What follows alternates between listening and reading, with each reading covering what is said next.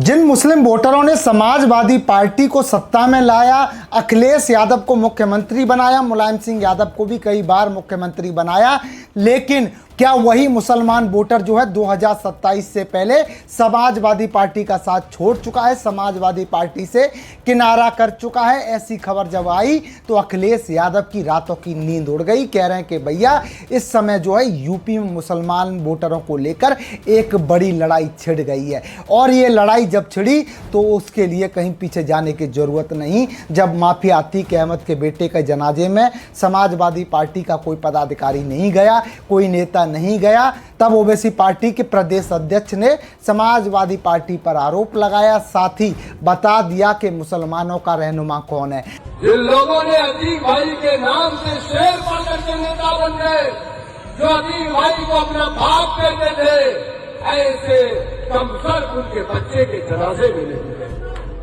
दोस्तों नमस्कार, जय हिंद। मेरा नाम है संदीप और आप देख रहे हैं अपना उत्तर प्रदेश। 2027 चुनाव से पहले ही यूपी में मुसलमान वोटरों को लेकर बड़ी लड़ाई शुरू हो गई है।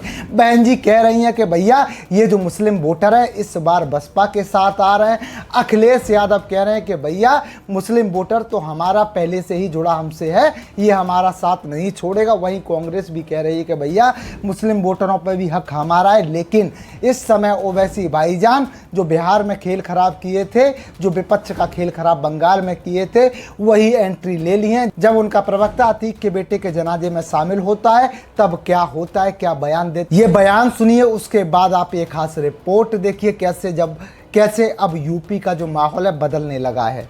जिन लोगों ने अतीक भाई के नाम से शेर पढ़ करके नेता बन गए, जो अतीक भाई को अपना बाप कहते थे, ऐसे कमसर उनके बच्चे के जनाजे में नहीं गए।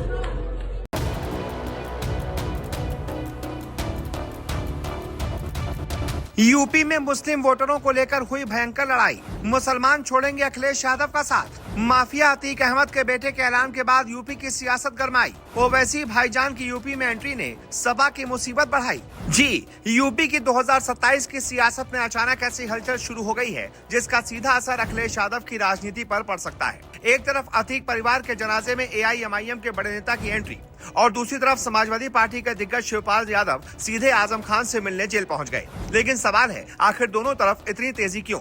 अतीक के बेटों से AIMIM नेता की मुलाकात हुई, बातचीत हुई, और फिर समाजवादी पार्टी पर खुलकर निशाना साधा गया। यहीं से 2027 का बड़ा सवाल उठ गया, क्या ओवैसी अब यूपी में अखिलेश यादव के सबसे बड़े मुस्लिम राजनीतिक आधार को चुनौती देने की तैयारी कर रहे हैं? क्योंकि यूपी में मुस्लिम मतदाताओं की संख्या करीब 20% मानी जाती है, लेकिन कहानी यहीं खत्म नहीं होती। उधर ओवैसी मुस्लिम राजनीतिक हिस्सेदारी की बात कर रहे हैं, इधर शिवपाल सिंह यादव आजम खान के पास पहुंचकर पुराने समीकरणों को साधने की कोशिश करते दिखाई दे रहे हैं। क्या समाजवादी पार्टी को अंदाजा हो गया है कि 2027 में मुस्लिम वोट के भीतर ही बड़ी राजनीतिक लड़ाई होने वाली है? क्योंकि अगर मुस्लिम वोट में थोड़ा भी बंटवारा हुआ तो कई सीटों पर पूरा चुनावी गणित पलट सकता है। ओवैसी की नजर यूपी पर है। अखिलेश यादव अपना पुराना आधार बचाने में जुटे हैं और भाजपा इस पूरे मुकाबले को बेहद करीब से देख रही है। तो 2027 में मुस्लिम वोट का सिकंदर कौन बनेगा, अखिलेश या ओवैसी? आज की खबर में खोलेंगे इस पूरे सियासी खेल की एक एक परत। अब आते हैं उस तस्वीर पर जिसने यूपी की सियासत में नई चर्चा शुरू कर दी है। अतीक अहमद के परिवार से जुड़े जनाजे के दौरान AIMIM के यूपी प्रदेश अध्यक्ष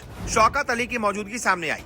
उन्होंने अतीक अहमद के बेटों से मुलाकात की और इसके बाद अपने बयान में कांग्रेस और समाजवादी पार्टी पर सवाल खड़े किए। शौकत अली का आरोप था कि जिन नेताओं ने अतीक के नाम का इस्तेमाल करके राजनीति की, उन्हें परिवार के दुख के समय वहां मौजूद रहना चाहिए था। अब सवाल यह है कि क्या ये सिर्फ संवेदना जताने की मुलाकात थी, या फिर 2027 के चुनाव से पहले मुस्लिम राजनीतिक समीकरणों को लेकर कोई बड़ा संदेश भी निकल रहा है? किसी जनाजे में किसी नेता की मौजूदगी अपने आप में राजनीतिक गठबंधन का प्रमाण नहीं होती, लेकिन चुनावी माहौल में ऐसी मुलाकातें राजनीतिक चर्चा जरूर पैदा करती हैं, खासकर तब जब AIMIM पहले से ही उत्तर प्रदेश में अपना राजनीतिक आधार बढ़ाने की कोशिश कर रही हो। ओवैसी लंबे समय से यूपी में मुस्लिम समाज की राजनीतिक हिस्सेदारी की बात करते रहे हैं और समाजवादी पार्टी की राजनीति पर भी सवाल उठाते रहे हैं। यानी यह मुकाबला सिर्फ भाजपा और विपक्ष के बीच नहीं देखा जा रहा, विपक्षी राजनीति के भीतर भी वोट और राजनीतिक नेतृत्व को लेकर प्रतिस्पर्धा दिखाई दे रही है। इसी बीच दूसरी तरफ समाजवादी पार्टी के वरिष्ठ नेता शिवपाल यादव का आजम खान से जेल में मिलना भी राजनीतिक चर्चा का विषय बन गया। शिवपाल यादव रामपुर जेल पहुंचे और आजम खान और उनके बेटे अब्दुल्ला से मुलाकात की।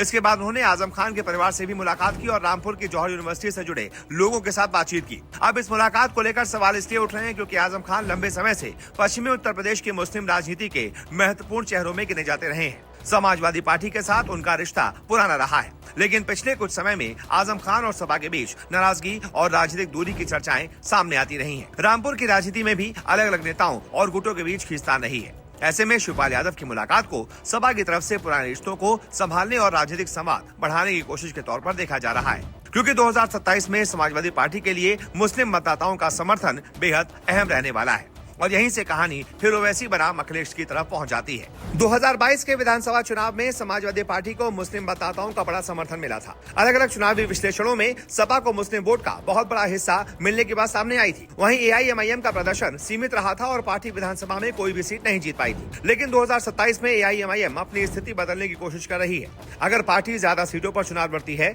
और मुस्लिम बहुल इलाकों में अपना संगठन मजबूत करती है तो इसका सीधा राजनीतिक असर समाजवादी पार्टी के वोट शेयर पर पड़ सकता है। यही कारण है कि ओवैसी बार बार राजनीतिक हिस्सेदारी की बात करते हैं। उनका कहना है कि मुस्लिम समाज को सिर्फ किसी एक दल का स्थायी वोट बैंक नहीं माना जाना चाहिए। दूसरी तरफ अखिलेश यादव के पास उत्तर प्रदेश में मजबूत संगठन और पुराना राजनीतिक आधार है। सपा लंबे समय से मुस्लिम यादव सामाजिक समीकरण के सहारे चुनावी राजनीति करती रही है, यानी दोनों नेताओं की रणनीति अलग है। ओवैसी नए राजनीतिक विकल्प और हिस्सेदारी की बात करते रहे हैं। वहीं अखिलेश यादव अपने मौजूदा सामाजिक गठबंधन को मजबूत करने की कोशिश कर रहे हैं और भाजपा के लिए विपक्ष के भीतर होने वाली ये प्रतिस्पर्धा इसीलिए अहम हो जाती है क्योंकि वोटों का बंटवारा कई सीटों पर चुनावी नतीजों को प्रभावित कर सकता है। अब सबसे बड़ा सवाल यही कि क्या ओवैसी यूपी में अपना प्रभाव बढ़ा पाएंगे? क्या AIMIM मुस्लिम मतदाताओं के एक हिस्से को समाजवादी पार्टी से अपनी तरफ खींच पाएगी? क्या अखिलेश यादव आजम खान जैसे पुराने नेताओं को और उनके समर्थकों के साथ अपने रिश्ते मजबूत कर पाएंगे?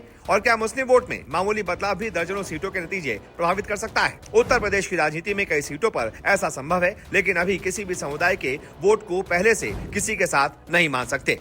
वैसे इस बारे में आप क्या राय रखते हैं? कमेंट करके बताइए।